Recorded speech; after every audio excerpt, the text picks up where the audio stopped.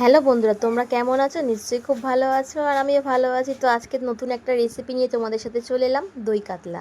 বিয়েবাড়ি স্টাইলে দই কাতলা বানাবো। তা দই কাতলা নিশ্চয়ই সবার খুব পছন্দের খাবার, আর আমাদের বাড়িতে সবাই পছন্দ করে। তো ভাবলাম এটাই তোমাদের সাথে শেয়ার করি। তো এখানে পেটি নিয়ে নিয়েছি। তো এটাকে নুন দিয়ে মাখিয়ে নিয়েছি, আর এদিকে পেঁয়াজ আদা রসুন নেওয়া হয়ে গেছে, মানে এটাকে পেস্ট করব। আর বাটির মধ্যে নিয়ে নিয়েছি কাজু, নিয়েছি কিছুটা চালমগজ, কটা কাঁচা লঙ্কা নিয়েছি, আর এখানে আছে পোস্ত। তো এগুলো আলাদা করে পেস্ট করে নেবো। এখানে গরম মশলাটা রয়েছে, লাগবে বলে। তো এগুলো পেস্ট করা হয়ে গেলে মাছটা, যেহেতু কাতলা মাছটা করছি মানে দই কাতলা, তাদের মানে হলুদ দেবো না, তার জন্য মাছটা একটু কড়া করে লাল লাল করে ভেজে নিলাম, হলুদ ছাড়া। তো মাছটা ভাজা হয়ে গেছে, এবার কড়ার মধ্যে তেলের মধ্যে দিয়ে দিলাম গোটা গরম মশলা, তেজপাতা। এখানে আদা রসুনের যে পেস্টটা ছিল সেই পেস্টটা দিয়ে দিয়েছি। আর এখানে আছে চালমগজ, কাজু বাদাম আর পোস্ত বাটা, একদিকে আছে দই।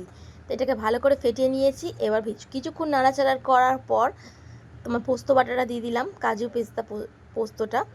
তো এবার দেওয়ার পর একটু ভালো করে নাড়াচাড়া করে যতক্ষণ না তেল ছাড়ছে না, ভালো করে তেলটা ছাড়ার পর তারপর আমি দিয়ে দেবো দইটা। তো এবার দই দিয়ে দিলাম, দই দিয়ে একটু ভালো করে নাড়াচাড়া করলাম।